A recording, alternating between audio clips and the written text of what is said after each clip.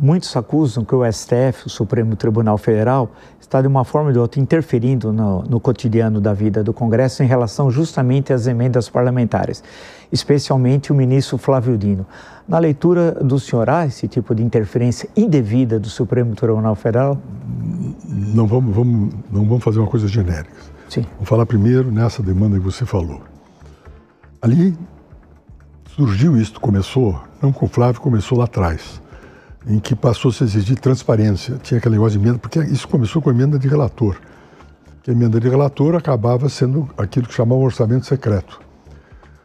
Tá certo? Porque a emenda do relator anteriormente era para ajustar cálculos, enfim, do projeto de orçamento, etc. Mas depois começaram a atribuir destinações, que ninguém sabia para quem era. Aí veio o tal de orçamento secreto. Houve, então, um despacho, uma decisão da ministra Rosa Weber, que estabeleceu a necessidade de fazer isso. Aí o que aconteceu? Paralelamente, vejam como é que evoluiu isso. Quando houve o conflito político da presidente Dilma com o presidente da Câmara da época, o Eduardo Cunha aprova uma emenda constitucional tornando impositiva as emendas individuais ao orçamento dos deputados. Depois essa impositividade se transferiu também para as emendas de bancada. E aí depois se criou a emenda PIX, que nada mais era do que uma forma de execução das emendas anteriores. E essa emenda PIX, o que era? Eu mandava diretamente. E aí você criou uma balbúrdia. Uma balbúrdia que determinou, inclusive, um crescimento enorme da participação da Câmara dos Deputados na parte discricionária, que na verdade não é discricionária, porque as emendas são impositivas, logo não é discricionária, mas um pedaço deles, hoje está a 50 bilhões o valor dessas emendas. Eu acho que é o que as ações que estão sendo desenvolvidas pelo Flávio Dino, neste caso, são corretas. Está determinando alguma coisa que seja a transparência. Não está dizendo que você manda para cá ou para lá. Tem que dizer para onde manda e quem manda. E aí você estabelecer regras do jogo. Então, com isso, eu quero dizer que o Supremo, nessa hipótese, não está intervindo, está nada mais fazendo com que a prática orçamentária esteja adequada ao modelo constitucional, porque a Constituição determina isso. Mas agora há também um problema, que é outra coisa, que é o que você está referindo ao ativismo judicial. Sim. Nós temos que fazer, eu faço uma distinção entre judicialização da política e ativismo judicial. A judicialização da política decorre do fato de que derrotado na Câmara, ou derrotado na situação, leva para o Supremo o problema. Por quê? Porque a política perdeu a capacidade de resolver os seus conflitos. E com isso, o que se faz? Os derrotados no aspecto político dirigem ao tribunal pretendendo mudar aquela decisão, exigindo uma decisão que às vezes e muitas vezes é só da política para resolver. Ora, eu quando estava no tribunal, sim, surgiu muito esse caso. E nós tínhamos uma posição, é matéria interna corporis. Vocês é que tem que resolver. É o Congresso que tem que resolver, é competência do Congresso. Progressivamente, começaram a surgir as influências de um modelo acadêmico chamado neoconstitucionalismo, que estabelece a capacidade de uma interpretação ampla da Constituição e para que jogue na história e faça uma civilização do país. O porta-voz disso é o presidente do Supremo, o Luiz Roberto Barroso, que tem livros, tem discursos nesse sentido, etc., o que é uma posição adequada para a academia, não para o tribunal. Mas o fato é que isso começou a funcionar dentro do tribunal. E o argumento é que a Constituição é muito ampla. Não, é verdade, a Constituição é muito ampla, realmente é muito ampla. E ela não é ampla porque nós vamos decidir por que não seja ampla, porque as pessoas queriam colocar na Constituição aquilo. E foi o que aconteceu em 88. Bom, o que nós tivemos logo em seguida? Você tem uma amplitude de regras que não dizem respeito a poderes, dizem respeito a direitos individuais. Acontece que tu tem uma série de direitos individuais, uns distintos dos outros. Tu tem os direitos civis e políticos, que foram no final do século XIX, em que a satisfação desses direitos independe de prestações. direito de ir e vir. Você tem que respeitar que mas você não tem que me pagar nada para fazer isso. Você tem que afastar. É o que os alemães chamavam de direito-poder. Mas depois, no final do século XIX, com a emergência dos partidos dos socialistas, dos direitos, aí surgiram os direitos econômicos e sociais. Os direitos econômicos e sociais dependem de uma prestação do Estado, correto? Ou seja, saúde, educação, alimentação, moradia, etc., tudo depende de uma prestação. É diferente daqueles direitos anteriores, direitos civis e políticos, que se satisfaziam pelo mero exercício. Estes só seriam satisfeitos se houvesse a prestação. Quem é que tinha que fazer a prestação? O Estado.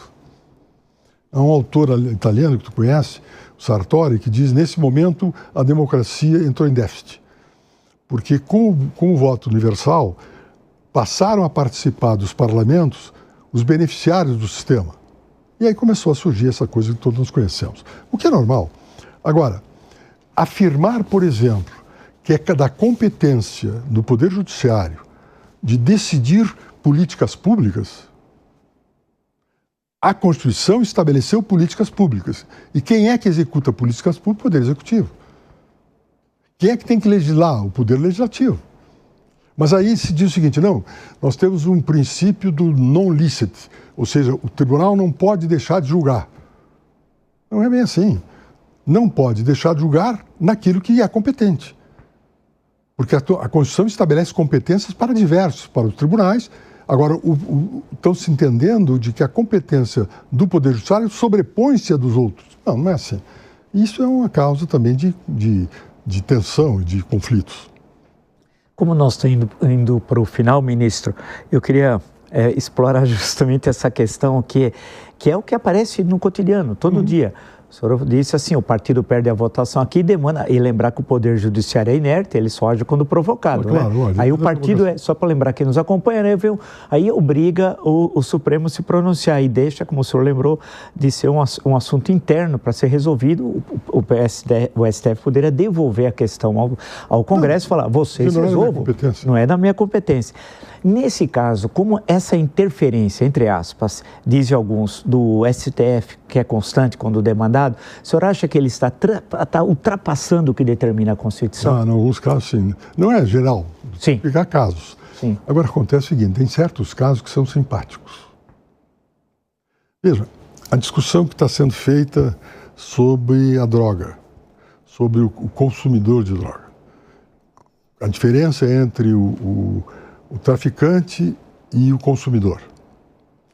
Lembra-se a discussão que deu no tribunal? Quantas gramas poderia ser? Uns queriam X gramas, outros X mais 1, outros X mais 2. Tem cabimento? Não é disso. Isto é para uma decisão do Poder Judiciário, aliás, Legislativo, não Judiciário. Mas lá resolveram. Discutir tem que ser tanta grama para cada, porque isso é injusto tratar o viciado ou o consumidor na mesma forma que o traficante, etc. Confusão. Questão do aborto, por exemplo. Você acha que o aborto é algo da competência de juízes não eleitos? Podem gostar de que há uma corrente enorme de costumes hoje que é contra o aborto. Mas é o que temos. E o que temos tem que ser respeitado.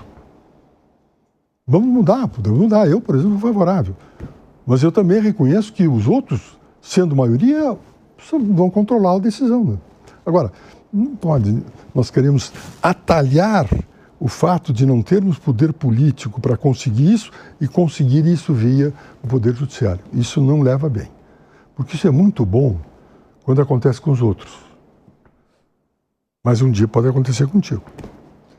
Estamos indo para o final, mas tem uma última questão. Eu vou passar para o senhor, quer dizer, de uma forma sintética, que o senhor falou, usou a expressão juiz não eleito.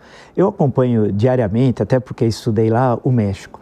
E lá agora, no domingo, vai ter eleições para todo o Poder Judiciário. E está havendo uma polêmica danada. Inclusive uma campanha de abstenção, não em votar. O senhor acha que juiz não pode ser eleito? Não deve, porque não é função. O juiz não é representante de ninguém. Ele tem um sentido.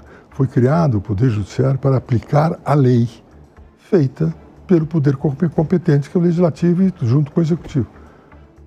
É isso. Para interpretar a lei no caso concreto, você não está representando alguém. Você está exercendo uma função que é uma função do Estado. Logo, não tem nada de politização nisso.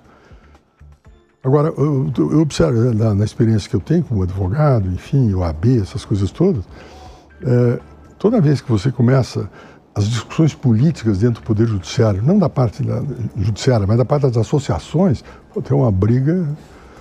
A eleição de uma associação de juízes não é uma coisa simples, não. Como também não é simples no OAB. Ou seja, é uma disputa sem experiência. Agora, eu tenho uma coisa curiosa a te mostrar. A minha geração foi uma geração que se criou na política estudantil. Eu fui produto da política estudantil secundarista, que havia em Santa Maria, a União Santa Maria Estudantes, havia a organização no Estado, etc.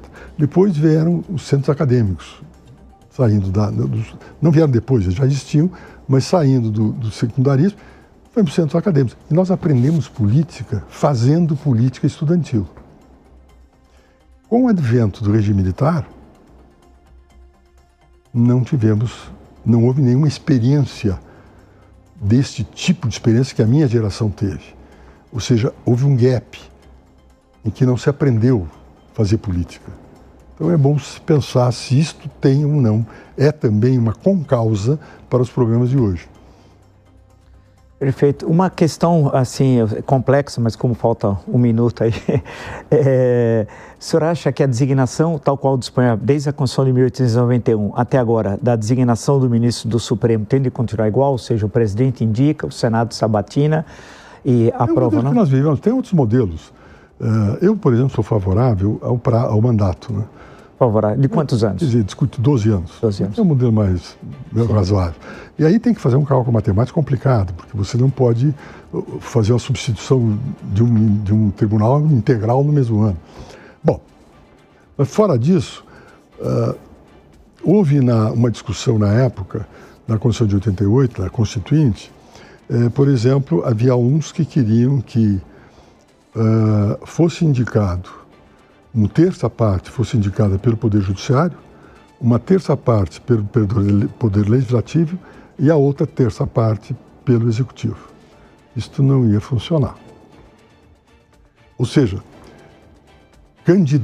começariam a aparecer candidatos para disputar na Câmara a eleição para ser ministro. Os acordos políticos que começavam a surgir aí seriam terríveis, nós sabemos disso. Veja, a OAB tem o 5º Constitucional.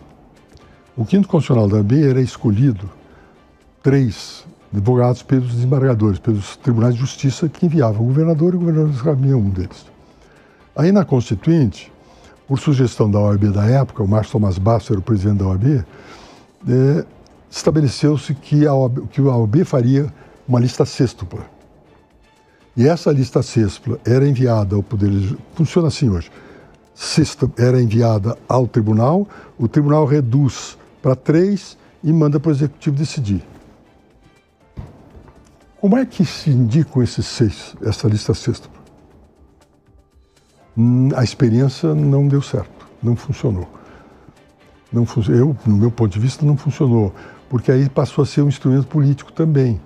Se eu sou candidato a diretor da OAB, talvez os colegas da OAB não gostem disso, mas se eu for candidato a presidente de uma subseção, uma subseção do Conselho Seccional Estadual da OAB, eu olho e vejo que durante o meu mandato vão ter 3 vagas no 5º Constitucional.